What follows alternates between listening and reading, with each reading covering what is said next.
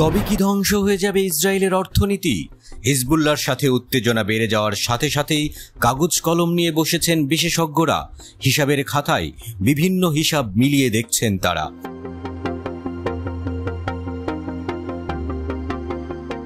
Israeli channel 12 জানিয়েছে, হিজবুল্লাহর বিরুদ্ধে পূর্ণমাত্রার যুদ্ধের আশঙ্কার মধ্যেই রোববার ইসরায়েলি শেয়ারের দাম ব্যাপকভাবে কমে গেছে। লেবাননের সাথে সীমান্তে উত্তর ফ্রন্টে সংঘর্ষ বৃদ্ধির নাটকীয় পটভূমিতে তেল আবিব স্টক মার্কেট প্রধান সূচকগুলিতে তীব্র পতন দেখা দিয়েছে। তেল আবিব ব্যাংক এবং তেল গ্যাস শেয়ার যথাক্রমে তাদের মূল্যের 1.9% এবং 3.3% হারিয়েছে। ইসরায়েলি কোফেস বিডিআই কোম্পানির মতে, গাজায় ইসরায়েলি যুদ্ধ শুরু হওয়ার পর থেকে 46,000 ইসরায়েলি ব্যবসা বন্ধ হয়ে গেছে।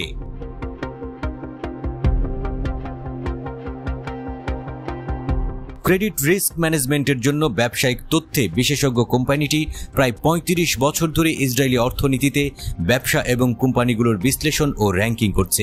মারিফের মতে, কোফেস বিডিআই এর সিইও ইয়োয়েল আমির ব্যাখ্যা করেছেন, সংখ্যাটি বেশ উদ্বেগজনক বলেই মনে করা হয় এবং এটি অনেকগুলি সেক্টরকে অন্তর্ভুক্ত করে। যুদ্ধের শুরু থেকে ইসরায়েল প্রায় 77% ব্যবসা বন্ধ করেছে, অর্থাৎ প্রায় 35,000টি ছোট ব্যবসা বন্ধ হয়ে গেছে।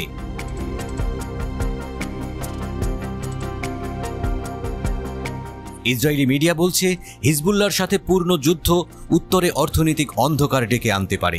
ইসরায়েলি সংবাদপত্র ইয়েদিউত অহরনোত একটি প্রতিবেদনে অর্থনৈতিক অন্ধকার পরিস্থিতি সম্পর্কে বিশেষভাবে জোর দেওয়া হয়েছে, যা সাইবার আক্রমণ থেকে শুরু করে ইসরায়েলের পুঁজিবাজারের নিরাপত্তার জন্য উত্তরে সম্ভাব্য সর্বাত্মক যুদ্ধের ঝুঁকি নিয়ে রিপোর্ট করা হয়েছে।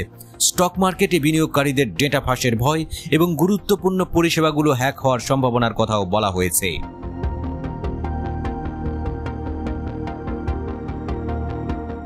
বিস্তারিতভাবে সংবাদপত্রটি জানিয়েছে যে, উত্তরাঞ্চলে যুদ্ধের ভয়ের কারণে জেনারেটর এবং জরুরি খাদ্য সংগ্রহের জন্য ভিড় দেখা গেছে।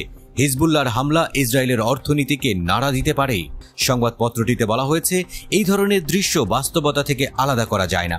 সাইবার ওয়ারফেয়ার ফরমেশন রিপোর্ট অনুসারে, হামাসের অপারেশন আল আকসা ফ্লাডের সময় এই বছর এ পর্যন্ত ইসরায়েলি স্টক এক্সচেঞ্জে ব্যবসা করা কোম্পানিগুলোর বিরুদ্ধে 3,380টিরও বেশি সাইবার আক্রমণ করা হয়েছে, যার মধ্যে 800টিকে সম্ভাব্য ক্ষতিকারক হিসেবে চিহ্নিত করা হয়েছে।